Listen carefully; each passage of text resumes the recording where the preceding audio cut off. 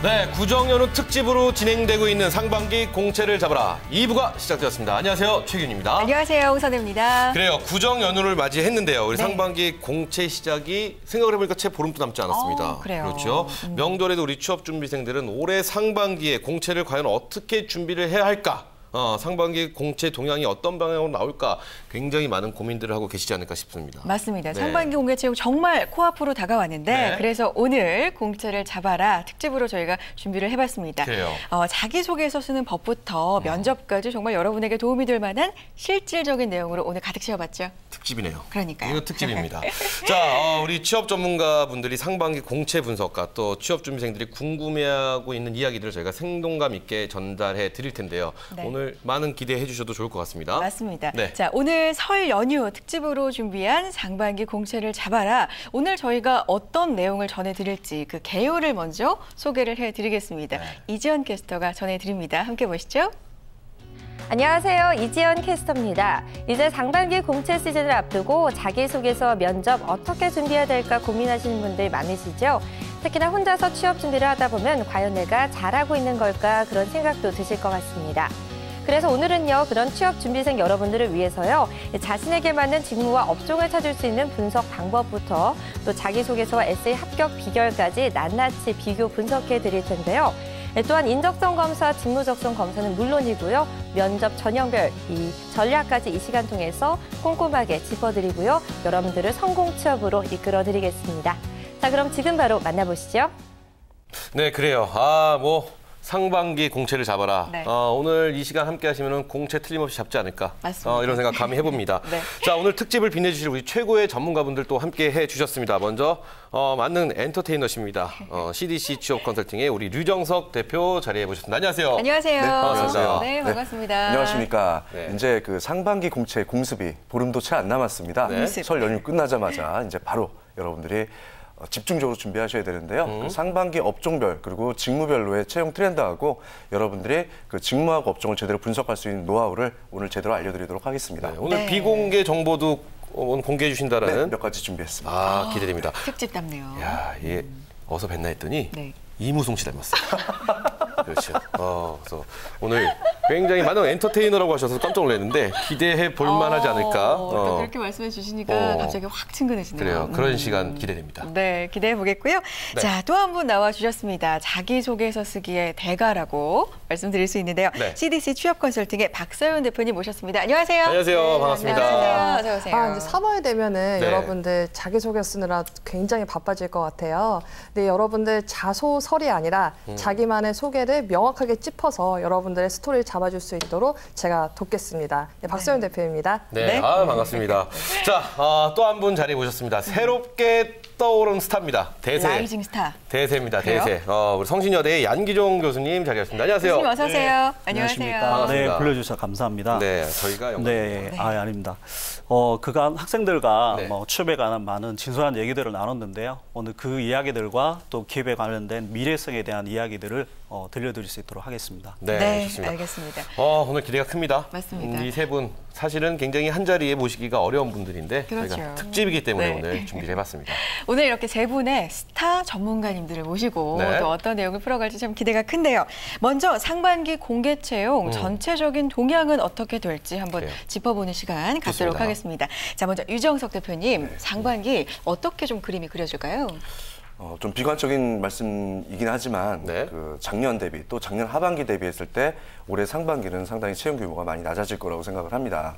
다만 좀 그래도 이 비공개 출신들이 그럼 가능성을 열어줄 수 있는 부분이 바로 그 유통하고 물류 쪽 네네네. 그리고 특히 그 이커머스 온라인 쇼핑 쪽의 시장이 조금 채용 니즈가 많아지지 않을까 그렇게 예상이 됩니다. 그렇군요.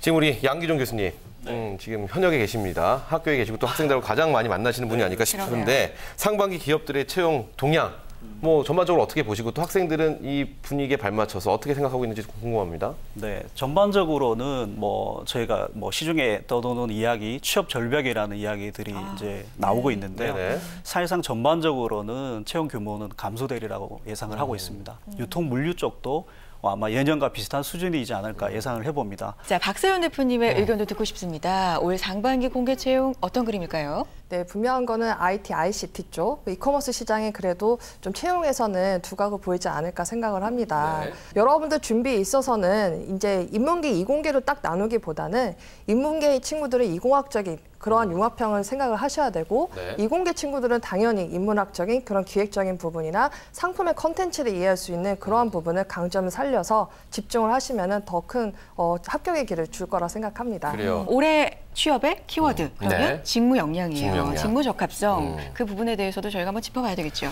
자, 그렇다면 저희가 오늘 속 시원하게 해결을 한번 해드려야 될 것 같습니다. 유 그래야겠죠? 대표님, 네. 직무 탐색. 이게 사실 말이 쉬워서 직무 탐색이지 이거만큼 어려운 게 없거든요. 네, 맞습니다. 이거 뭐 어떻게 해야 되나요? 이 접근 방법을 엑기스만 딱 뽑아서 말씀해 주시죠. 네. 일단 한 가지 직무에만 올인하시면 절대 안 됩니다. 네. 일단 내가 어떤 직무에 맞는지를 관심 직무를 한 6개 정도를 찾으세요. 네. 그러고 나서 그 6개 중에서 어느 정도 찾아가면서 한 3개 직무를 선택과 집중을 통해서 일단 난 여기에 올인해야겠다를 잡으십시오. 그러고 나서 그 3개 직무에 대해서 각 직무의 목표하고 목적, 그리고 더 중요한 거는 직무가 어떤 프로세스로 돌아가는지 네. 그걸 확실하게 알아야 되고 본인이 갖고 있는 어떤 키워드, 그다음에 직무에서 갖고 있는 역량과 자질의 키워드, 그다음에 그 기업에서 갖고 있는 키워드, 요 3개 교집합을 찾아서 거기에 맞춰서 말과 글로 제대로 표현하면 됩니다. 자, 이제요. 저희가 또 이 기업 얘기를 빼놓고 갈 수가 없습니다. 어딘가요? 삼성. 아, 네. 너무 시작과 끝을 함께하는 삼성입니다. 네. 자, 삼성그룹 SSAT, 사트 얘기를 하고 넘어가야 될 텐데 하반기 공채부터는 이게 변경된 방식이 그래요. 적용이 되잖아요. 네. 그래서 어쩌면 변경되기 전에 마지막 기회다 싶어서 굉장한 경쟁률을 보일 거다 이런 예상이 또 나오고 있습니다. 자, 양기종 교수님, 사트 준비 어떻게 하는 게 좋을까요? 사실은 제가 많은 학생들을 지도하면서 느꼈던 부분이 이거는 따로 비법이 있는 것이 아니라 많은 시간이 투입이 되고 그 영역에 대해서 이해도가 높아야지만 좋은 점수를 얻을 수 있는 그런 것들이기 때문에 그 전략적인 방법만 찾지 말고 또 학습에 대한 어떤 양을 늘려가는 것이 좋은 결과를 얻는 지름길이지 않을까 그렇게 생각을 합니다. 좋습니다. 자, 그렇다면은 저희는 이렇게 생각을 합니다. 어떻게요? 저희는 지금 지금 교수님들이나 우리 전문가분들의 말씀을 들어보면은 삼성을 예를 들어서 뭐 상반기에 변화가 될 것은 그렇게 없다. 하반기니까 아직은 예전처럼 동일한 방법으로 진행을 해봐라 하는데 과연 우리 학생들은 우리 취업준비생들은 어떻게 생각을 하고 있는지 저희가 우리 취업준비생들의 의견을 한번 들어봤습니다. 화면으로 보시죠. 아무래도 그 취준생 입장에서는 좀 부담스러워진 게 사실이죠. 특히 삼성 같은 경우는 대부분 지원자들이 가고 싶어하는 회사고 소위 말하는 학점이나 토익, 그 어학연수 이런 거에 대한 부담이 늘어날 것 같습니다. 계속 매번 제도가 바뀌다 보니까 지원하는 친구들이 이제 어디에다가 포커스를 맞춰야 될지 잘 모르고 갈팡질팡하는 모습이 보이는 것 같아서 좀 밖에서 바라봤을 때는 좀 아쉬운 점인 것 같습니다. 일단은 제 입장에서는 구직을 원하는 입장이라서 이게 어느 기업이고 가리지 않고서는 구직을 활동을 해야 되는 입장이기 때문에 그런 거 관여 없이 열심히 할 생각입니다. 대학을 안 나와도 머리가 잘 굴러가거나 아이디어가 좋은 사람들도 갈 수 있는 기회가 있었는데 그런 걸 제한한 거니까 저는 좋지 않은 방향이라고 생각합니다.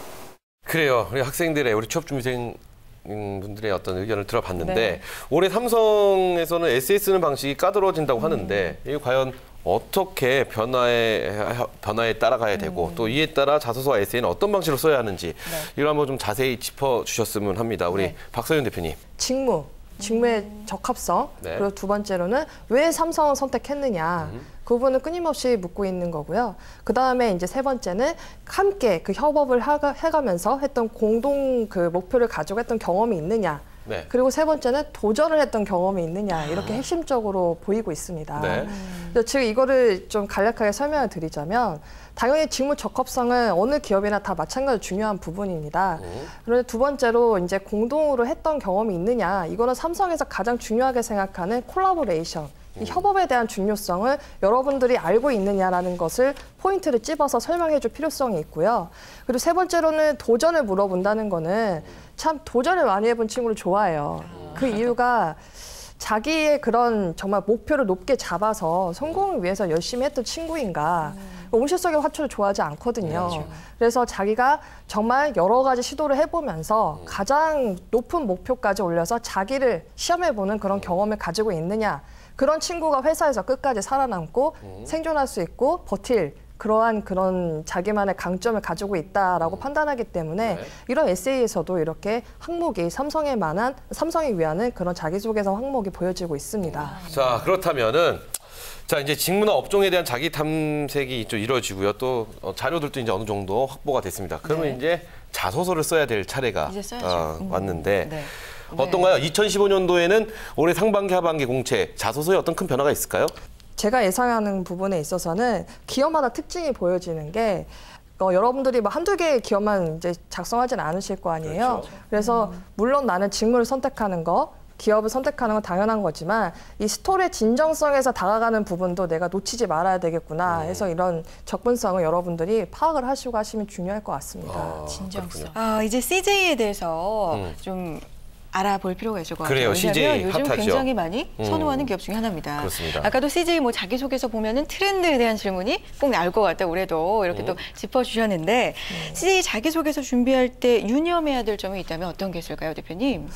뭐 앞서 말씀드렸듯이 뭐 CJ는 당연히 그 직무에 관심을 갖게 된 계기, 그리고 뭐 본인이 직무를 잘 수행할 수 있는 이유가 그냥 이유가 아니라 본인의 강점에 근거해서 말을 하라고 이게 구체적으로 제시하고 있습니다. 네. 즉 또 경험에 근거해서 말하라고 설득력 있는 부분을 요구하고 있고요. 직무를 선택한 이유, 그리고 그 계열사 중에서 왜 이 CJ를 선택을 했는가, 뭐 CJ 헬로비전이든 푸드빌이든 제일제당이든 왜 우리의 업종을 선택하고 우리 기업을 선택했는가, 그래요. 그래 명확한 부분이 필요합니다. 예. 이것도 아까 말씀하신 대로 홈페이지 가면 또 자세히 저희가 들여다볼 수도 키워드가. 있죠. 네, 근데 네. CJ 홈페이지에 있지 않고요. 네. CJ 채용의 인사이드 부분에 들어가야 직무 소개가 있습니다. 그래요. 이런 정보를 좀 주셔야죠. 네. 채용의 인사이드 부분에 채용 들어가면 인사이드. 네. 그래서 계열사별로 직무 소개가 자세히 나와 있습니다. 좋습니다. 네, 깨알 정보 알겠습니다. 감사합니다. 자, 네. 인사 담당자들이 이렇게 정성껏 쓴 자기소개서를 받았어요. 그래요. 그럼 이 중에서 사실 토시 하나 안 틀리고 다 읽는 분은 아마 없을 거예요. 없을 거, 다 읽어 주실 거라 예상은 그러니까요. 하지만 저희는 없을 거라고 예견을 합니다. 좀 더 네. 집중적으로 보는 부분이 있겠죠. 그렇죠, 그렇죠. 런 부분이 어떤 부분인지 이제 짚어볼 텐데 네. 아무래도 장점과 직무하고 좀 연관이 있는 부분이 아닐까 저는 이렇게 예상이 됩니다. 대표님 어떤가요? 기업의 인사 담당자들이 그 서류를 볼 때요, 자소서 각 항목별로 해서 그 질문의 요지에 대한 답을 제대로 했는지 한 3줄 정도밖에 안 읽습니다. 그런데 그 앞에 3줄에 소제목이 들어가든 말든 간에 네. 첫 번째 3줄에서 뭐가 나와야 되냐면 그 직무에 맞춰서 본인이 뭘 할 수 있다, 또는 그 질문 요지에 맞춰서 뭘 나의 강점이 뭐다라고 어필할 수가 있잖아요. 네네. 근데 거기 말한 좀 전에 박소연 대표도 얘기했지만 뭐 소통이 어쩌니 뭐 도전이 어떠니 이런 얘기보다는 네. 제가 한 가지 좀 팁을 드리자고 하면은 홈페이지에도 나와 있는 용어들 말고요. 네. 그 올해 상반기 공채잖아요. 네네. 모든 기업들이 CEO 신년사들이 그렇죠. 있습니다. 맞아요. 그 신년사에 나온 CEO들이 우리 조직은 앞으로 어떤 방향으로 가야 되기 때문에 네. 뭐를 중시해야 된다는 얘기가 꼭 나와요. 맞습니다. 그래서 자소서 항목, 소제목에다가 그런 것들을 좀 응용해서 활용해서 쓰시면 상당히 좋고요. 중요한 팁이네요. 네. 또 하나 아까 우리 최기훈 MC께서 말씀하셨지만 네. 어떤 사이트를 활용하면 좋냐라고 말씀하셨는데 CEO 스코어 데일리라는 사이트가 있습니다. 그래요? 네, 여러분들 네. 꼭 메모하세요. 거기 들어가면은 각 업종별로 최근 뉴스들이 일목요연하게 쫙 나와 있고 이슈가 정리되어 있습니다. 네. 거기에 나오는 키워드들 좀 한번 살려보시고, 그래서 내가 거기에 맞춰서 뭔가를 분석했고 또 거기에서 주장하고자 하는 거에 내 경험이라든지 전공 경험에서 매칭을 시킬 수 있는 키워드들을 찾아서 네. 그거를 앞에 3줄에 꼭 넣어주시기 바랍니다.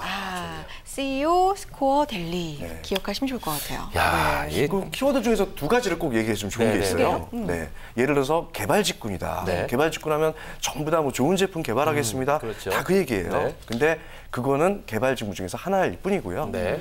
결국엔 개발을 어떻게 하냐에 따라서 그 회사의 수익성이 틀려집니다.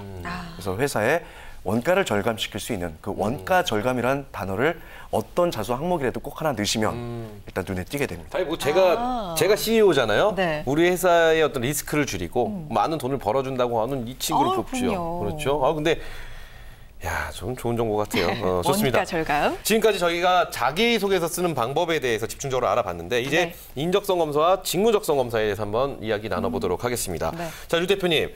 올해 대기업 공채, 인적성 검사의 유형 과연 어떻게 달라질 것이며 또 이걸 또 어떻게 대비를 해야 좋을지 좀 전반적인 얘기를 좀 해주시면 도움이 될 것 같아요. 사실 기업에서는 직무적성도 직무적성이지만 비슷한 스펙이라면 우리 회사에서 오래 있을 수가 있고 그렇죠. 쉽게 말해서 말썽 안 피고 우리 회사의 로열티를 갖고 오래 잘 있을 수 있냐, 이 사람을 뽑으려고 하는 그렇겠죠. 거거든요. 네. 그래서 인성검사에서 주 키가 뭐냐면 반사회적이거나 또는 반조직적이거나 또는 진정성이 없거나 이 세 가지에 대해서 점수가 굉장히 낮게 나오면 제 아무리 스펙이 좋고 스토리가 좋아도 탈락될 확률이 굉장히 높아집니다. 자, 인성검사에 대한 얘기 해봤고요. 네. 이제 직무 적성검사. 직무 적성검사. 적성검사 이게 또 발목을 잡는 경우가 그렇게 많습니다. 그래요, 맞아요. 이거 적성검사 문제를 보면 옛날에 우리 하던 IQ 테스트도 생각이 나고요. 그래요. 뭐 영역별로 좀 나눠져 있잖아요. 어떻게 요즘 진행이 되고 있나요? 제가 앞전에 좀 뭐 기본적인 설명드렸었는데 네. 뭐 전체적으로 평가 항목은 뭐 세부적으로 쪼개다 보면 11개에서 13개까지도 나눠지는데요. 네. 그냥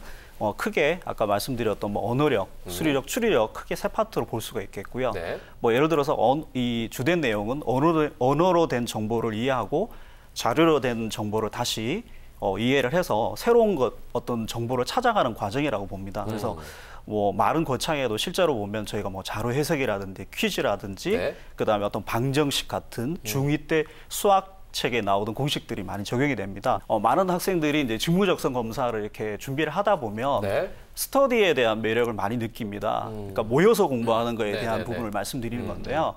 실제는 많은 그 친구들이 모여서 학습을 하는데 이 직무적성 검사의 어떤 주된 거는 개인 학습이거든요. 그렇죠. 그래서 모여서 한다고 해서 이렇게 위로받으면 안 된다는 그 좀 유의사항을 좀 말씀을 드리고 싶습니다. 혼자 열심히. 그래요. 아니, 직무 적성검사를 보통 하는 시간이 오전입니다. 오전. 그렇죠. 오전 한 10시나 이렇게 돼서 이런 시험들 9시, 10시, 그쵸? 그렇죠. 사트도 마찬가지고요. 근데 스터디를 한다고 해서 저녁 때 한 5시, 6시쯤 계속 운동할 때. 그때 연습을 계속 하시던 분은 이 아침 시간대 이 검사를 한다는 것 자체에 그래요. 대해서 사실 이게 사실 굉장히 사소한 것 같지만 많은 분들이 여기 이것 때문에 좀 좋은 결과 낳지 않는 경우도 있다라는 맞아요. 얘기를 많이 하시더라고요. 아침에 그럼 연습을 하는 게 좋겠네요. 그 시간대 네. 미리 준비하셔서 하시는 게 제일 좋지 않을까 이 생각도 네. 해봅니다. 자, 상반기 공채를 잡아라 특집으로 보내드리고 있습니다. 이제 자기소개서 잘 썼고요. 통과를 했어요. 네. 인적성 검사 어렵게 통과를 했습니다.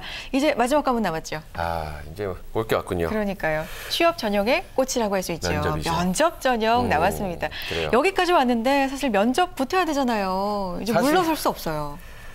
뭐 다 온 거죠. 요 그러니까요. 고비만 넘으면 사실 다 온 거죠. 어머니 맞습니다. 양복 좀 달아주세요. 와이셔츠 좀 달아주세요 하고 딱 입고 가는 그 순간 합격인데 그러니까요. 이게 면접 사실 전형. 만만치가 않다라는 거죠. 맞습니다. 면접에도 두 가지 유형이 있습니다. 네. 인성 면접이 있고요. 실무 면접이 있는데 이게 또 그렇게 어렵다는 준비생들이 많습니다. 박서연 대표님, 이거 두 가지 면접 어떻게 대비하면 좋을까요?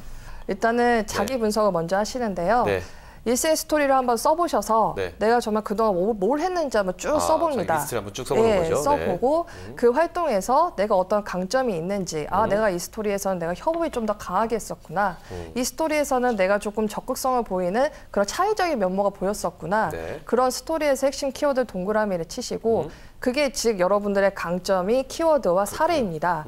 이 부분을 간략하게 자기소개 때 설명을 하는 건데요. 인성 면접이나 직무 면접이나 처음에 시키는 곳도 있지만 아닌 기업도 있어요. 네. 하지만 이 자기소개가 굉장히 중요해요. 그렇죠. 예, 처음에 들어가서 자기소개 해보세요. 거기에 이제 어떻게 말하냐에 따라서 질문이 어떻게 또 유도가 되거든요. 거기서 패가 있는 겁니다. 내가 정말 잘한 부분을 자기소개에서 딱 임팩트가 있어야 되는데 그래요. 그냥 구구절절하게 그냥 자기가 원래는 고시족 준비를 했었는데 어찌 이런 것까지 얘기하다 버리면 이제 산으로 가는 거죠. 그러니까 결론은 집에서 자기가 자기에 대한 리스트를 한번 쭉 써보는 거죠. 거기서 나의 강점을 체크를 해서 그거에 대해서 보시고 가시면 뭐 완벽한 면접 준비가 아니까. 너 자신을 알라. 이게 그리고 중요하네요. 어른들하고 많이 말씀해 보시는 것도 하나의 좋은 방법인 것 같아요. 그렇죠. 네, 어른들 앞에서 이렇게 태도나 이런 거 잘 자연스럽게 못하니까 또 어른들하고 얘기도 많이 해보고 그러면은 도움이 되지 않을까 싶은데. 오는 분들도 있으니까요. 그렇죠. 요 정도면 다행입니다. 네. 하지만 요즘 면접을 보면요. 합숙 면접. 그리고 또 팀 프로젝트 면접, 거기다 또 뭐 롤플레잉 면접, 블라인드 면접. 뭐가 많아요. 특히 뭐 별의별 면접, 뭐 요리 면접, 무슨 면접 굉장히 특이한 면접들이 굉장히 많습니다. 오디션 형식도 있잖아요. 그렇죠. KT 올레스타 오디션은 5분 동안 자기소개를 하면서 이를 통과하신 분에게는 서류 전형을 면제해준다. 뭐 이런 오디션형 전형 면접 여러 가지 특이한 면접들이 많이 있습니다. 이거 어떻게 전반적으로 준비를 해야 될까요? 네, 일단 기본적으로 면접이라는 것은 본인을 판매한다는 그런 과정으로 이해하면 굉장히 쉬울 것 같습니다. 그렇죠. 세일즈라는 표현이 정확할 것 같습니다. 근데 대부분의 이제 지원자들이 이 세일즈를 하러 나가야 되는데 제품이 어떤 장점이 있고 강점이 있는지를 잘 모르고 나가는 경우가 많습니다. 그래서 이거를 본인이 이제 직접적으로 뭐 표현력과 기술적인 분야만 먼저 준비할 게 아니라 본인의 장점인 부분하고 다른 지원자가 차별화될 수 있는 이야기에 대해서 명확하게 인지하고 나서 접근해야지 더 합격에 가까워지지 않나 그렇게 생각을 하고요. 말씀드린 부언을 좀 네. 드리자면요. 네, 그 협상 면접을 이제 CJ로 시작을 해서 다른 기업들도 많이 늘어나고 네, 네. 있는데 협상 면접을 볼 때 상대 팀을 무조건 이기려고만 들면 안 돼요. 그렇죠. 그러면 무조건 그 조도 전체가 탈락입니다. 예를 들어서 10점 만점이라고 했을 때 8대2로 저 조를 이겨버렸다. 그럼 8대1로 이긴 그 조도 탈락이에요. 왜냐하면 모든 기업은 상생이거든요. 어차피 협력사하고 상생이고 고객사하고 상생이기 때문에 내가 받은 만큼 그 친구한테 그쪽 조에도 줘야 됩니다. 그리고 반드시 협상을 다 해야 되기 때문에 그런 것들도 꼭 명심하시기 바랍니다. 아, 좋습니다. 유 대표님 지금 협상 면접 짚어주셨는데 또 하나 여쭤보고 싶은 면접이 있습니다. 그래요. 몇 해 전부터 굉장히 많이 실시가 되고 있어요. 또 PT 면접 이 부분도 PT 면접. 상당히 전략이 필요할 것 같아요. 이것만큼 또 부담 가는 면접이 없을 것 같아요. 그렇죠. 그렇죠? 굉장히 중요합니다. 네. 굉장히 중요한데 그 일반 인성 면접 들어가서 참 좋은 결과 받았다가 PT 면접에서 아주 박살이 나는 친구들이 많습니다. 그 첫 번째 박살 나는 모습을 제가 그대로 한번 보여드리겠습니다. 네, 그래요. 들어가자마자 안녕하십니까 인사하고 발표 앞서 잠시 판서하겠습니다. 그리고 돌아서 면접관이 뭐라고 할 시간도 없어요. 네. 돌아서 바로 거기다가 무슨 저 고등학교 때 국사 선생님이 역사 기록하듯이 막 씁니다. 네. 자기 발표 시간은 5분에서 10분인데 쓰는 시간이 4분 거의 하나요? 3분에서 5분이에요. 네. 그러고 나니까 딱 발표해놓고 나서 이제 판서만 해놓은 것만 보고 읽어요. 네. 그럼 면접관들이 무슨 생각하고 있냐? 제가 여기 와서 왜 저러고 있을까? 그 생각밖에 안 해요. 그렇죠. 얘를 어떻게 깨야 될까? 불합격. 그렇죠. 네. 바로 불합격입니다. 그래서 그거 조심하셔야 되고요. 면접 어차피 이제 본인이 스크립트를 받아서 어떤 회의실이나 골방에 들어가서 준비를 하실 때에는 네네. 바로 그걸 풀려고 하지 마시고요. 이거를 어떻게 구조적으로 풀어갈까를 먼저 생각을 하세요. 구성을 먼저 하라는 얘기예요. 그렇죠. 그리고 또 하나 다 풀었으면은 대기하면서 면접장 들어가기 전에 내가 면접관하고 어떻게 친해질까 오프닝 멘트를 하나 떠올리세요. 좋네요. 그래서 들어가게 되면 면접관한테 인사를 하고 면접관님 시장하시죠. 제가 빠르지만 임팩트 있게 발표 한번 해드리겠습니다. 이렇게 먼저 아이스 브레이킹을 한번 하시고 제가 부여받은 3개 주제 중에서 저는 이거를 선택하게 된 계기는 어떤 이유 때문입니다. 그리고 이와 관련된 배경에는 어떤 게 있고 저는 이 내용을 어떤 구조적으로 한번 풀어가 보겠습니다. 그런 다음에 딱 펜을 들고 화이트보드에다가 써가면서 근데 거기서 쓰는 것도 저 2가지가 있습니다. 네. 절대 세로로 쓰지 마십시오. 모든 직장인들은 가로를 좋아합니다. 네, 왜냐하면 보고서는 세로로 써 있지만 모든 회의나 그런 데에서 미팅에서는 다 가로로 회의를 합니다. 그렇기 때문에 그 넓은 화이트보드를 여유 있게 움직여가면서 쓰시고요. 글을 써가면서 하시고 또 글을 많이 쓰려고 하지 마시고 가급적이면 표나 아니면 그래프나 그림 도형 등을 활용해서 글자를 최대한 줄여가면서 구두로 설명을 해가면서 설명을 하십시오. 마지막 키포인트 하나. 네. 그렇게 설명이 끝났으면 거기서 이상입니다라고 하지 마시고요. 제가 이렇게 한 거처럼 앞으로 입사를 하게 된다면 조금 더 구체적인 방안을 많은 부서원들과 고민해서 더 좋은 결과값을 한번 만들어 보겠습니다. 라는 자기의 의지가 클로징 멘트로 들어가줘야 됩니다. 말씀을 쭉 들어보니까 PT 면접의 포인트는 구성이네요. 구성. 어떻게 시작부터 처음부터. 처음에 인사를 어떻게 할 것이고 어떤 걸 어떻게 풀 것이고 그렇죠. 그리고 또 포인트는 어떻게 잡을 것이고 맨 마지막 마무리까지 구성 PT 면접. 이것도 뭐 해결된 것 같습니다. 맞습니다. 그렇죠? 네. 올 상반기 공개 채용 처음에 시작할 때는 좀 막막한 느낌이었잖아요. 그렇죠. 근데 이 세 분하고 얘기하다 보니까 이제 좀 가닥이 선명하게 보이는 것 같죠. 뭐 두렵지 않습니다. 맞습니다. 상반기 뭐 하반기도 별로 안 두려울 것 같고요. 오늘 뭐 웬만하면은 지금 뭐 기업이 내일 입사해도 될 것 같은 뭐 그런 느낌까지 와 있습니다, 사실. 네, 오늘 뭐 충만해요. 네. 특집으로 여러분께 인사를 드리고 있는데 사실 막막했던 마음이 우리 선혜 씨 말대로 좀 해결이 되는 것 같아서 저도요. 기분이 너무 좋습니다. 좋습니다. 네. 네. 자, 이제 어떤 거 살펴볼까요? 상반기 공개 채용에 맞춰서 네. 자기소개서 쓰는 법, 면접 비법 저희가 세 분하고 얘기를 나눠봤잖아요. 그렇죠. 이 부분을 마무리하고 네. 두 번째 주제는 이제 어떤 얘기를 나눠볼지. 그래요. 첫 번째 네. 주제를 저희가 공개 채용에 맞춰서 자기소개서 쓰는 법, 면접 그렇죠. 비법 이 세 분과 함께 알아봤습니다. 네. 두 번째 주제는요. 어떤 주제로 이야기를 나누게 될지 긴장하셔도 좋습니다. 두 번째 주제 강주리 캐스터가 소개해드리도록 하겠습니다. 주리 씨. 네, 안녕하세요. 강주리 캐스터입니다. 이번 시간에는요, 올 상반기 공개 채용에 관한 취업준비생들의 궁금증을 알아볼 예정입니다. 직접 스튜디오를 찾은 취업준비생들과의 1대1 맞춤 면담을 준비를 해봤는데요. 마케팅과 방송기자, 그리고 아나운서를 준비하는 취업준비생들의 궁금증은 물론이고 요즘 취업준비생들 사이에서 핫한 이슈인 졸업료에 관한 이야기까지 나눠보도록 하겠습니다. 스튜디오 나와주시죠. 네, 설 특집으로 함께하고 있는 상반기 공채를 잡아라. 짜잔, 돌아왔는데 뭐가 많이 바뀌었네요. 그렇습니다. 네. 제가 여러분들을 모시기 위해서 저희가 세트를 싹 바꿨습니다. 한번 그러니까요. 풀샷을 보여주시죠. 네, 와, 저희가 이렇게 세트를 바뀌었어요. 이렇게 바꿨습니다. 네. 이렇게 앉아 계시니까 분위기가 화사합니다. 그러니까요. 그리고 어떤 젊음의 열기도 막 느껴지는 것 같고 특집이 이래야죠. 맞습니다. 좋습니다. 네, 앞서서 함께 해주셨던 세 분의 전문가분들과 또 직접 궁금한 걸 물어봐주기 위해서 네. 취업 준비생분들 모셨죠. 그렇습니다. 네. 그 전에 우리 취업 준비생들의 다 같이 인사를 먼저 하고 그럴까요? 얘기해 볼까요? 네. 다 같이 반갑습니다. 안녕하세요. 네, 안녕하세요. 반갑습니다. 네. 새해 복 많이 받으십시오, 다들. 네. 네. 자, 우리 취업 준비생들의 희망 직무와 희망 기업부터 저희가 한번 살펴볼 텐데요. 네. 먼저 우리 김설 씨, 장래 희망 직무와 희망 기업 여쭤볼게요. 네, 저는 마케팅 MD 직무를 희망하고 있고요. 네. 회사는 아모레퍼시픽이랑 CJ 올리브영 그리고 GS 홈쇼핑을 지원하고 있습니다. 아, 그렇군요. 미모도 알겠습니다. 출중하시고 말씀 네. 잘하시고. 예쁘세요. 뭐 오래 가시겠네요. 네, 취업에. 기업에? 기업으로 바로 오래 가실 것 같다는 생각이 듭니다. 기업으로. 자, 다음은 이제 위에 앉아있는 이재경 학생. 어떤 직무 희망하고 있나요? 네, 저는 중학교 때부터 꿈꿔왔던 직무인데 저는 기자를 꿈꾸고 있고요. 이제 네. 기자 중에서도 제가 이제 올해부터 이렇게 지난해부터 관심을 가지게 된 방송사인데 JTBC를 가장 입사하고 싶다고 적어봤습니다. 또 한 분 자리해 보셨죠? 우리 최윤선 학생. 장래 희망 직무가 아나운서입니다. 그렇죠? 아나운서를 희망하게 된 어떤 이유가 있나요?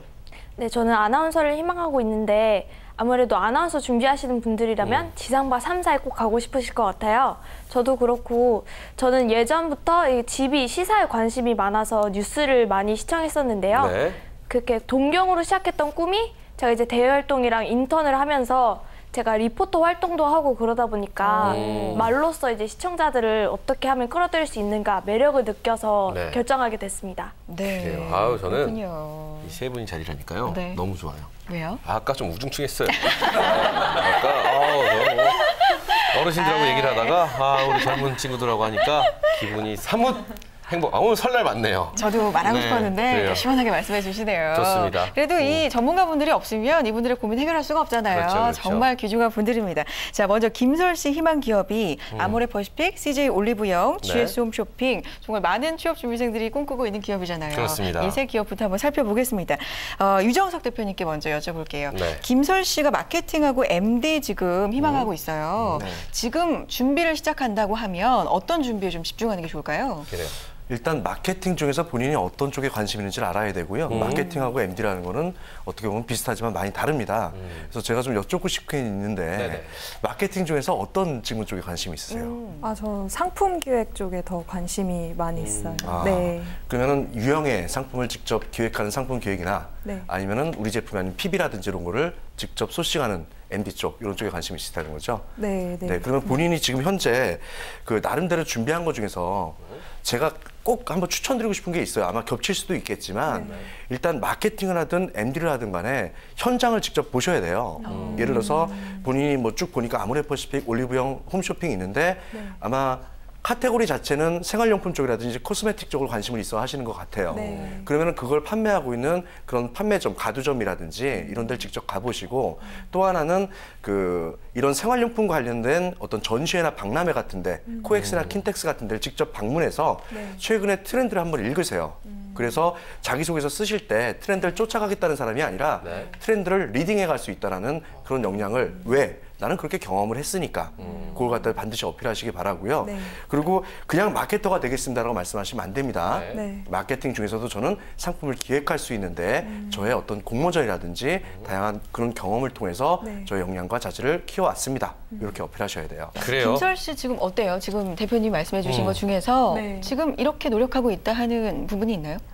저는 그냥 학교 다닐 때 공모전 했었던 게 있었고 현장 경험이라고 말씀하시면은 예전에 백화점에서 화장품 판매해봤던 경력 정도 있는 것 같아요. 그래서 그런 내용들을 근데 써본다는 생각을 못했거든요. 자소서에다가요. 근데 이제는 앞으로는 써야 될 것 같아요. 쓰실 때 그냥 쓰면 안 되고 그 경험하면서 본인이 뭘 느꼈고 야 이게 너무 많이 재고가 쌓였구나.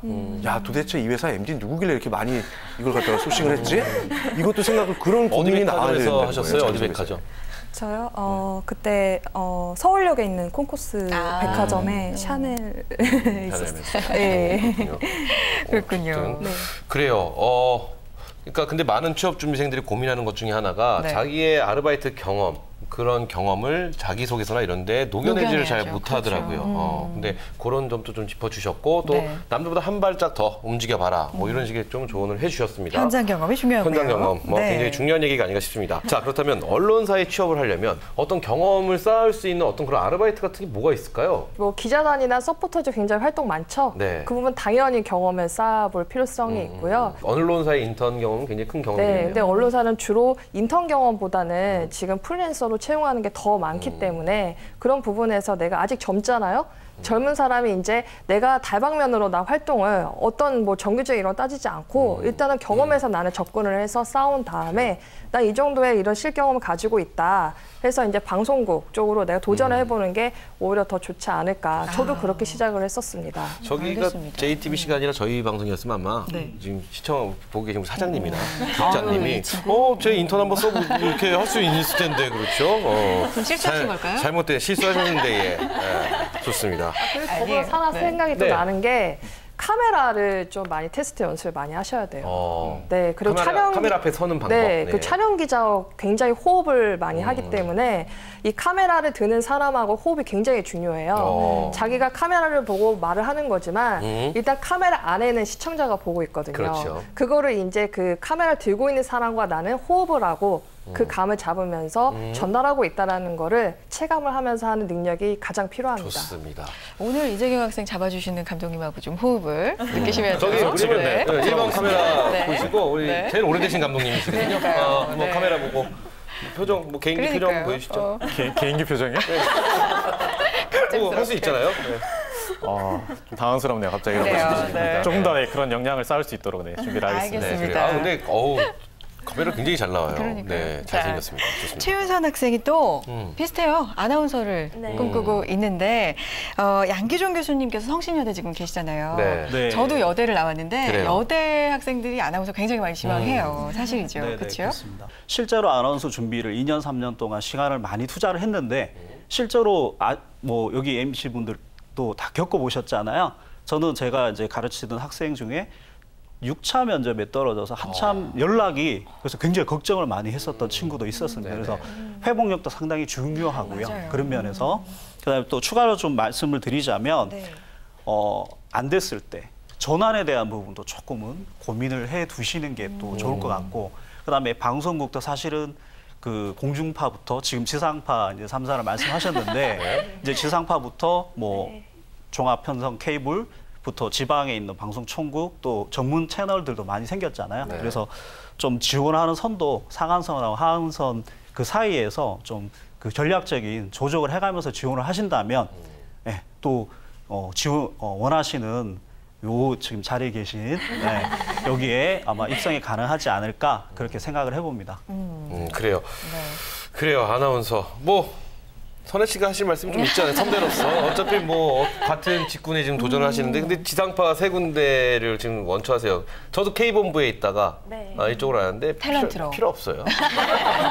뭐 어차피 아나운서는 아닌데 뭐 여기가 훨씬 좋습니다. 좋습니다. 최고입니다. 자, 우리 네. 선혜 씨 한 말씀 해주시죠. 우리 후배인데 지금 뭐 아나운서를 네. 지금 계속 지원하려고 하시고 또 목표를 갖고 계시는 우리 후배에게 선배로서의 따뜻한 조언 한마디 해주시죠. 워낙 뽑는 인원이 굉장히 적고요. 그래요, 맞아요. 정말 많은 분들이 지망을 하기 때문에 진짜 들어가기 힘든 게 사실이기도 한데 교수님이 지금 회복력 말씀해 주셨잖아요. 끊임없이 도전하고 또 높이 올라가서 떨어지면 저도 경험해봤지만 회복이 좀 힘들더라고요. 그렇죠, 맞아요. 그런 어떤 정신력도 좀 키우시고 그러면 좋은 결과 있지 않을까. 그럼요. 지금 화면 나오는 거 보면 진짜 예쁘게 그래요, 나오더라고요. 우리 윤선 양, 우리 네. 선혜 씨가 저희 방송국의 허참. 굉장히 오래 하는 허참 선생님. 제가 어쩌면은 송혜 선생님. 저는 송혜 선생님. 저희가 그래서 특집을 하나 봐요. 네. 좋습니다. 자, 이렇게 해서 세 분에 대한 원하는 직군 그리고 또 원하는 곳을 저희가 쭉 들어봤는데 네. 이제 3월부터 공채가 시작될 예정입니다. 그렇죠. 그래서 취업준비생들의 입장에서 2015년도 상반기 공채 어떻게 변화되고 또 어떤 준비를 해야 할 것 같은지 굉장히 궁금해하실 것 같아서 네. 여기 있는 우리 세 친구가 모든 우리 취업 준비생들을 대변하여 우리 주변에서 친구들이 갖고 있는 궁금증들을 한번 하나씩 대신해서 여쭤보도록 하겠습니다. 네. 먼저 우리 김설 씨, 어떤 궁금증이 있으신가요? 질문. 일단은 저 마케팅하고 MD 직무에 제가 지원을 하고 있잖아요. 네네. 그래서 자기소개서를 쓸 때 어떤 키워드를 중점적으로 이렇게 해서 써야 되는지랑요. 네. 하나는 나이가 그 서류상에서 많은 비중을 차지할지 그래요. 나이 그게 민감한 궁금했어요. 문제죠. 네. 좋습니다. 네. 두 가지 질문이 지금 나왔는데 첫 번째 질문도 앞에서 저희가 굉장히 중요하게 짚어봤던 거잖아요. 그렇죠. 자기소개서에서 키워드를 찾는 게 상당히 중요하다. 이 부분을 앞서서 박서연 대표님이 강조를 해주셨는데 네. 마케팅 직무 MD에 꼭 들어가야 될 키워드 뭐가 있을까요? 그래요. 자, 제가 한번 질문을 드려볼게요. 마케팅이 뭐라고 생각하세요? 역질문이네요. 소비자를 설득하는 업무가 아닐까. 소비자 설득은 영업 관리도 하죠. 네. 마케팅이 무엇이냐부터가 굉장히 중요합니다. 네. 근데 이 마케팅은요, 제가 또 좋은 팁을 드릴 수 있는 게 아모레퍼시픽에 마케팅 계셨던 분이 제 사수셨습니다. 저한테 이제 늘 하셨던 말씀이요. 마케팅은 연애로 한번 생각을 해봐라라고 말씀을 하셨습니다. 근데 마케팅과 영업의 차이가 일단은 이런 물품이 있으면요, 영업은요. 내가 이제 그 물품을 사게 만들어야 돼요. 그러니까 팔러 가는 거죠. 네. 그런데 이제 이 마케팅은요, 고객이 사게 만드는 거다라고 말씀을 하셨는데, 즉 연애를 비유해 볼게요. 본인이 마음에 드는 남자가 있어요. 네. 그러면은 이 남자한테 가서 온갖 다 전략을 해서 꼬셔보는 게 영업입니다. 그렇죠. 그런데 이 남자가 본인한테 와서 사귀어줘 하는 게 이제 마케팅이에요. 네. 즉 본인이 제가 여태까지 이런 쪽의 방송을 굉장히 저희가 오래 했잖아요. 허참과 저희가 오래 했는데 이런 식의 표현이 오니까 네. 너무 이해가 쉽습니다. 와닿네요, 네. 진짜로. 그래요. 계속해서 설명 좀 해주시죠. 네, 즉 본인한테 오게 만들려면 본인 이 남자가 원하는 거 다 갖춰줘야 돼요. 네. 네, 그거랑 같아요. 그래서 저한테 항상 그 사수분께서 늘 그렇게 말씀해 주셨거든요. 그러면 고객이 원하는 걸 정확히 너는 짚어서 만들어야 된다. 그게 바로 마케터가 해야 될 일이다라고 말씀을 하셨습니다. 그래요. 그래서 본인이 이제 자기소개서에 녹여야 되잖아요. 그러면 앞서 우리 유 대표님께서 말씀해 주셨던 것처럼 트렌드를 리딩할 수 있는 트렌드 리더 이런 부분이 키워드가 나와야 돼요. 그러니까 필요한 자질 부분이 핵심 키워드가 딱딱딱 항목별로 보여야 되기 때문에 그 부분 중요하고 그다음에 MD 부분이나 이런 봤을 때 물론 새로운 아이디어 그런 접근하는 것도 중요하지만 이 숫자를 볼 수 있는 객관적 지표를 보는 그런 감각도 필요해요. 아무 그냥 근거도 없이 그냥 나 이렇게 하면 될 거야가 아니라 지금 현재 상황을 분석을 해서 이런 아이디어가 내가 영입을 했을 때 그랬을 때 좋은 상품이 가치를 부여해서 소비자한테 얼마만큼 기대 효과를 줄 수 있을까 이런 객관적인 지표를 이해할 수 있는 숫자적인 리딩 감각이 있어야 됩니다. 그렇군요. 네, 그리고 네. 마지막으로 세 번째로는요. 일단 새로운 거에 대한 두려움이 없어야 돼요. 어떤 현장에 가든 뭘 하든 마케터는 새로운 거에 대해서 두려움이 없고 빨리 흡수를 해서 1에서 2를 또 발견할 수 있는 그러한 부분이 필요하기 때문에 제가 말씀드렸던 이런 키워드가 자소서에 하나의 질문에 하나씩 키워드가 들어가야 돼요. 그 부분을 정확하게 인지하시고 한 문항에 많은 것을 넣기보다는 한 질문에 하나의 키워드 핵심으로 사례를 들어서 하는 것이 오히려 눈에 더 가독성이 좋습니다. 네. 이재경 학생의 질문도 한번 볼 텐데 네. 취업 준비생들이 가장 궁금해하는 질문으로 또 몇 개 뽑으셨다고 하는데 어떤 거 궁금하세요? 토익 800점대인데 900점대로 꼭 올려야 하나? 그거에 대한 첫 번째 질문이고 그래요. 이제 두 번째 질문 준비한 거는 또 이것도 민감한 문제인데 네. 이제 졸업 유예에 관련된 질문이에요. 이게 아마 지금 시즌에 가장 많이 올라오는 질문들이 맞아요. 졸업 유예를 해야 되냐 말아야 하냐. 이게 얼마나 취업에 영향을 미치는가. 라는 두 가지 질문 준비했습니다. 이놈의 토익. 이놈의 토익 어떻게 하면 좋아요, 정말. 개인적으로 800점이지 않습니까? 네. 800점이면 보통 기업에서 원하는 토익 점수가 600점대, 700점대면은 기본 점수가 넘는 거잖아요. 서류에서. 근데 왜 거기서 더 따려고 하는 전 이해가 안 되는데. 근데 취준생 회사에서는 다다익선이 아니라 토익은 고고익선 뭐 이런 말들도 진짜 유행이잖아요. 그러니까 높으면 그렇죠. 높을수록 좋다 보니까 아무래도 좀만 더 하면 900이 되니까 이게 이런 마음은 또 이해가 될 것 같은데 그래요. 이거 어떻게 하면 좋을까요? 대표님, 유 대표님. 이거 속 시원하게 여기서 네. 오늘 해결하자. 특집이니까 오늘 그러니까요. 해결 딱 하고 올해는 이 얘기 그만. 딱 이렇게 한번 가보죠. 선을 긋고. 제발 좀 이 얘기 좀 그만했으면 좋겠는데 만약 공사나 공무원 지원할 거라면 토익 점수 올리세요. 그건 맞습니다. 왜냐하면 거기에 평가 점수 자체가 토익 점수별로 해서 가점이 부여가 돼요. 왜냐하면 그 이유는 공사나 공무원들 같은 경우에는 일단 그 학생의 성실성을 뭘 볼 게 없잖아요. 네. 학교 다니면서 전공 열심히 공부했냐, 영어 열심히 공부해서 딴짓 안 했냐. 그리고 공모전 이런 거 많이 하는 친구들은 공사나 공기업 들어가기 힘듭니다. 언제 회사를 그만둘지 몰라서. 그래서 볼 수 있는 검증된 자료가 토익 영어 점수하고 그다음에 전공 점수예요. 그리고 그다음에 필기 시험이고.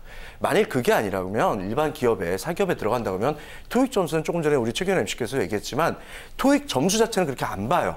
다만 본인이 어디 가서 통번역을 하거나 아니면은 무슨 저 시사 영어사 같은 데 가서 문법 체크를 하러 가지 않는 이상은 거긴 사실 영어 점수 900점 이상을 원해요. 문법을 알아야 되니까. 근데 그게 아닌 이상 일반 해외 영업을 간다. 해외 영업을 간다 하더라도 예를 들어서 제조업에서 해외 영업은 실제 거기 현장에 있는 한국인 PM들이나 거기에 있는 어차피 콩글리시 쓰는 걸 이해하는 거기 현지인들하고 같이 일을 하는 거지만 종합상사에서 하는 해외 영업은 조금 더 영어를 잘해야겠죠. 근데 그거는 문법하고 상관이 없어요. 그렇죠. 네. 그래서 바로 토익 스피킹이 중요한 거고 오픽이 중요한 겁니다. 그래서 종합상사라든지 여기서 다이렉트 세일즈로 해외 영업을 할 거면 오픽 기준으로는 최소한 IH 이상은 따셔야 되고요. 그다음에 토익 스피킹 기준으로 레벨 7 이상은 따놓으셔야 그나마 좀 안전하게 되는 거고 다른 기타 해외 영업이라든지 외자 구매라든지 된다면 토익 스피킹 레벨 6나 아니면 오픽 기준에서 IM2 정도만 따셔도 충분히 자격 요건이 되고 실제로 합격해서 많이 잘 다니고 있습니다. 결론은 토익은 필요가 없다. 없다. 토익은 광고 못 보셨어요? 토익은 기술이다. 실력이 아니라. 그러니까요. 좋습니다. 그렇다면은 저기 또 하나 졸업유예 대 졸업유예 졸업 어떻게 하는 게 좋을까? 이 이야기는 사실 좀 주제가 큽니다. 맞아요. 이건 그래서 저희가 잠시 후에 따로 이 주제만 놓고 저희가 한번 다뤄보기로 하고 네. 그렇다면 우리 최윤선 학생 취업을 준비하면서 궁금해하는 점들 또 정리해 오셨다고 합니다. 주변에서 또 어떤 분들이 어떤 궁금증을 갖고 계시는지 어떤 질문 해주시겠습니까? 기업에서 경력직을 우대를 많이 한다는 이야기를 들었어요. 막 이야기를 하는데 경력을 뽑아줘야 경력을 쌓는데 경력직을 우대하니 어떻게 하면 좋을까 이런 이야기들을 많이 하고 그다음에 어떤 직무가 있는데 자격증이 여러 개가 있는데 도대체 얼마만큼 따야 내가 이득이 있는지 그런 이야기들을 많이 하더라고요. 그래요. 그러면 뭐 경력직 우대하는 추세 요거부터 한번 여쭤보도록 그럴까요? 할게요. 먼저 질문하셨으니까 우리 양기종 교수님. 네. 경력직 우대를 하는 것 같아요. 기업에서 신입사원에게도 어떤 그렇죠. 경력을 네네. 좀 원하는 기업들이 굉장히 많이 있는 것 같습니다. 이게 네네. 현실인가요?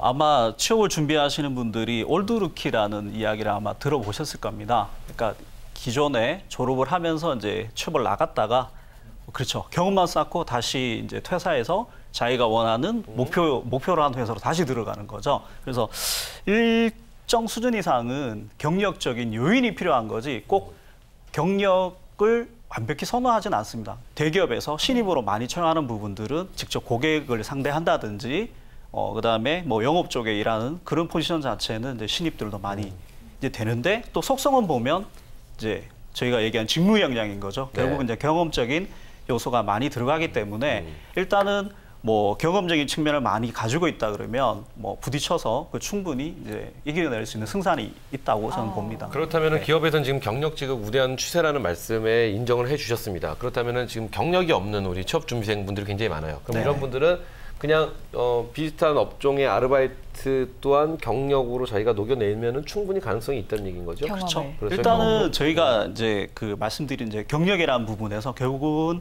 그 자기가 지원하는 직무에 대한 어느 정도의 어떤 영향을 가지고 있느냐는 부분인데 이제 이게 이것이 약할 때는 자격증으로 보완을 한다든지 자격증이 안 될 때는 기타 뭐 제2 외국어라든지 다른 쪽의 영역으로 이렇게 보완을 하는 관계이지 꼭 경험만 많다고 해서 또 다 되는 건 아니거든요. 그런 좀 직종마다의 어떤 밸런스가 있기 때문에 무조건 뭐 경력이 이겁니다라고 표현하기는 좀 어렵습니다. 그래요. 우리 이재경 학생의 궁금증 중에서 졸업유예 또는 졸업 어떻게 하는 게 좋을까 이런 질문을 아까 해주셨는데 이게 사실은 굉장히 민감한 질문이고 요새 상반기 공채 준비 때문에 또 졸업을 미루시는 분들이 아마 주변에 굉장히 많이 계실 거라는 생각을 해봅니다. 그렇죠? 그래서 그만큼 중요한 이슈가 아닌가 싶어서 저희가 따로 이 자리를 통해서 한번 이야기를 나눠보도록 하겠습니다. 맞습니다. 자, 그러면은 먼저 우리 교수님한테 한번 여쭤볼까요? 단도직입적으로 여쭈겠습니다. 졸업유예, 졸업 어떤 게 더 현명한 건가요? 사실 딱 결정 내리기가 굉장히 힘듭니다. 야, 저희도 예민한 질문이에요. 좀 그렇죠. 피해 가야 되겠죠. 저희도 얼마 전에 또 졸업 유예에 관련된 신청을 해놓고 네. 취소하는 기간이 있어요.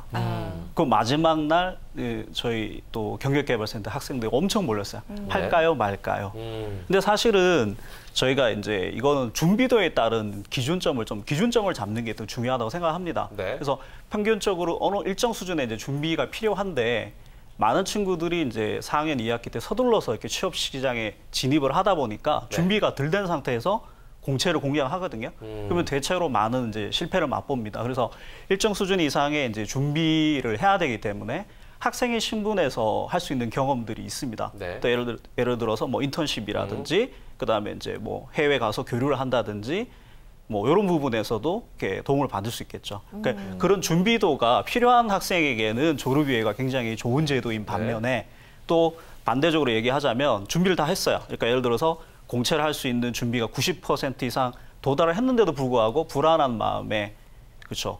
학교의 문고를 잡고 있으면 뭔가 마음이 편해지고 이제 한 발 물러설 때가 있다는 그런 심리적인 이제 보상 때문에 이제 유예를 많이 미루는 경우도 있습니다. 그래서 이런 경우에는 전문가들 여기 계시는 선생님들도 계시고 전문가들 만나셔서 그래요. 어떤 이제 좀 돌파구를 의논하셔가지고 이제 가이드를 받은 상태에서 의사결정을 하신다면 이 yes or no보다는 그러니까 합리적인 대안을 찾을 수 있으리라고 생각을 합니다. 우리 양기종 교수님이 살짝 피하셨어요.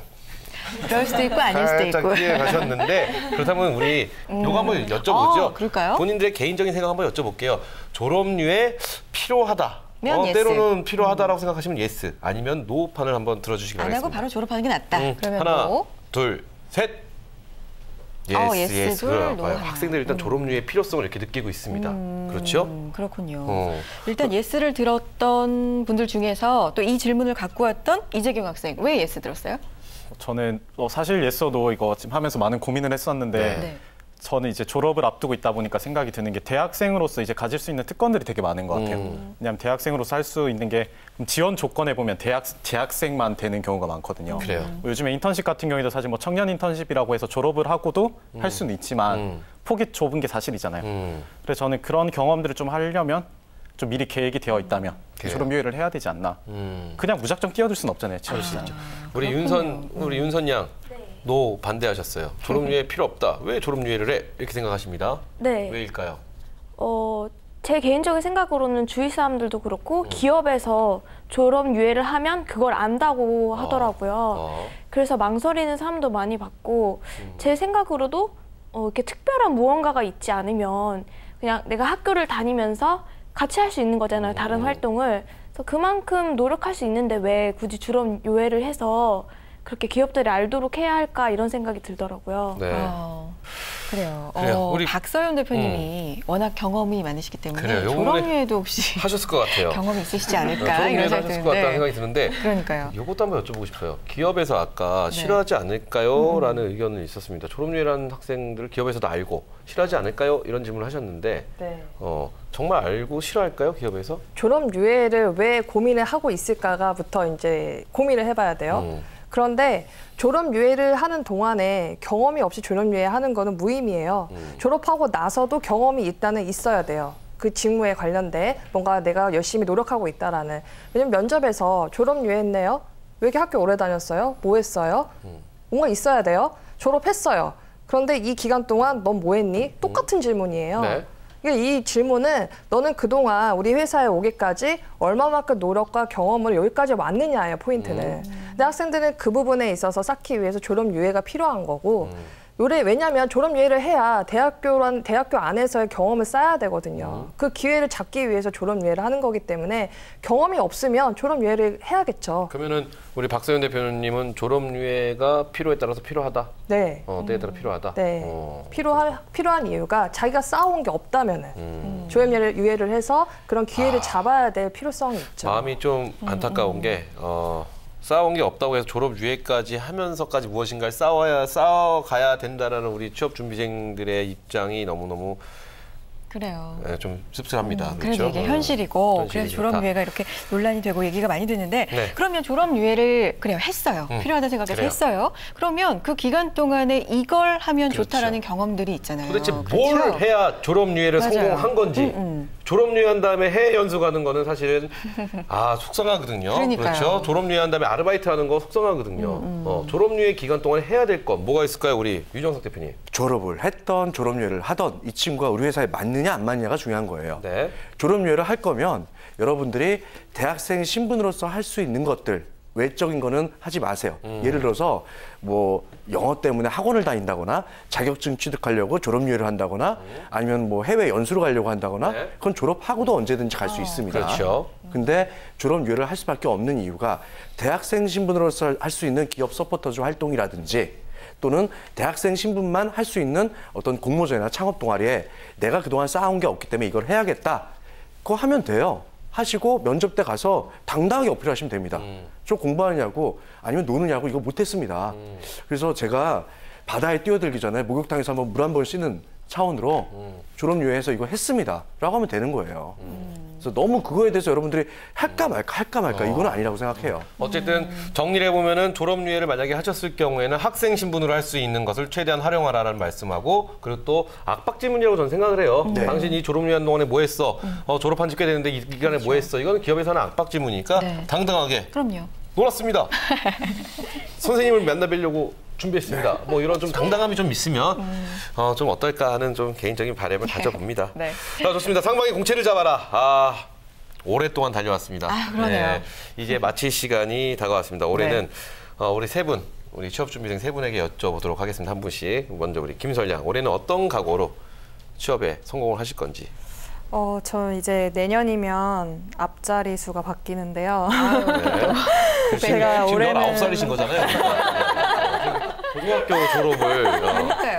네, 고등학교 졸업을 앞두고 네. 그게 아니라 앞자리가 바뀌는데요. 이제 여자로서 정말 마지막 마지노선이라고 생각을 해요. 제가 좀 다양하게 이것저것 해보고 싶어서 여기까지 오긴 했지만 네. 이제는 한 군데 자리를 잡고 일을 해야겠다는 생각이 정말 간절하고요. 그래서 이번에 이제 말씀하신 것들 다 제가 머릿속에서 꼭꼭 채워놓고 꼭 상반기에 취보를 할 수 있도록 노력하겠습니다. 정말 응원하겠습니다. 합격.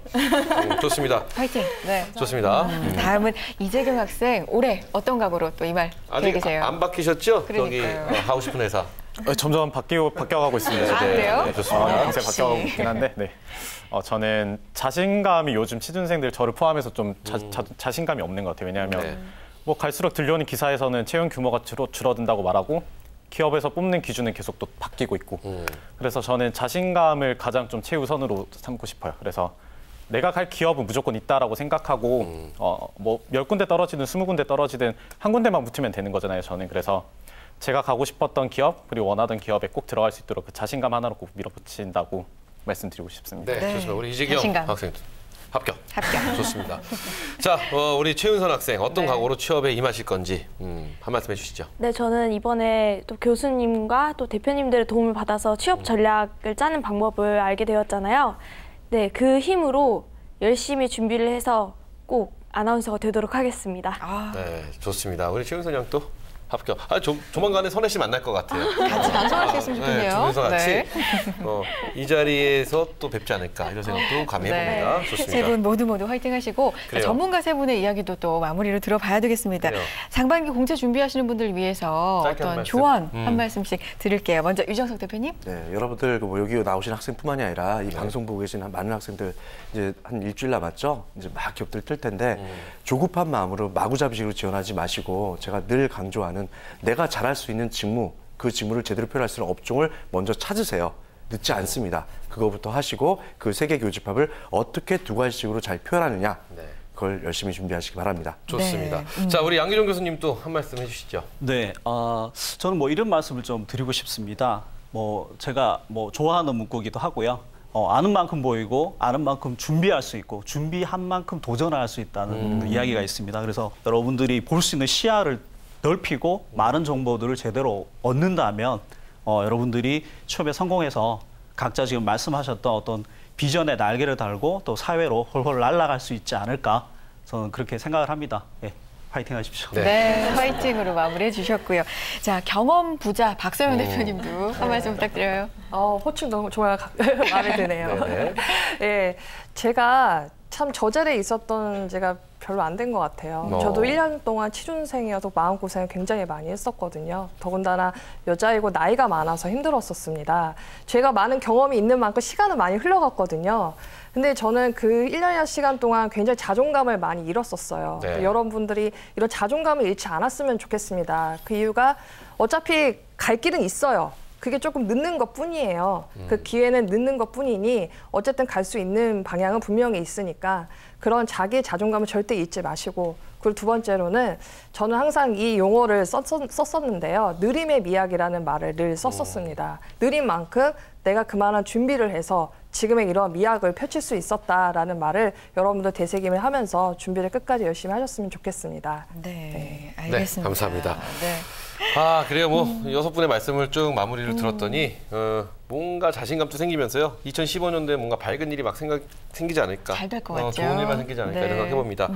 자, 구정 특집으로 전해드린 상반기 공채를 잡아라 2부 마칠 시간이 왔습니다. 맞습니다. 여기 나와주신 우리 취업준비생 3분을 비롯해서 네. 우리 방송 보고 합격했습니다. 이런 소식 언젠가 들리겠죠. 들렸으면 좋겠네요. 네. 참 보름 있다 들릴 것 같은데요. 그쵸? 네, 좋습니다. 이 방송 보시고 있어 우리 취업준비생 여러분, 다음 특집에서 만날 때까지 취업 못했어요. 나 어떻게 뭐 이런 말 이제 안 하시는 걸로 저희가 믿어 의심치 않도록 하겠습니다. 맞습니다. 자, 오늘 도움 말씀 주신 우리 6분, 아주 소중한 3분과 우리 귀중 말씀해 주신 3분 다들 감사드립니다. 고맙습니다. 감사합니다. 고맙습니다. 자, 오늘 상반기 공채를 잡아라. 네. 전문가들의 상반기 공채 분석부터 또 우리 취업준비생 여러분의 속 깊은 이야기까지 함께 들어봤습니다. 정말 상반기 공채를 잡아라 이 타이틀처럼 진짜 잡을 수 있으면 좋겠어요. 많은 분들이. 그렇죠? 앞으로 저희 방송 우리 시청자 여러분께 즐겁고 유익한 프로그램을 만들 것을 약속드립니다. 맞습니다. 그렇죠? 사랑받는 방송, 믿음 주는 방송 위해서 저희 한국직업방송 열심히 노력해야죠. 그렇습니다. 네. 올해도 한국직업방송 여러분의 성공 취업을 기원합니다. 시청자 여러분, 새해 복 많이 받으세요. 네, 부모님 2015년에는 정말 멋있는 곳에 취업해서 다시 월급으로 선물을 사다 드리고 당당하고 멋진 모습 보여드리도록 하겠습니다. 사랑합니다. 저에게 아무 말도 안 하고 믿고 기다려주셔서 정말 감사하고요. 올해는 꼭 좋은데 취업해서 효도해 드릴 테니까 조금만 기다려주세요. 지지해 주시는 거 감사하고 사랑합니다. 사랑합니다.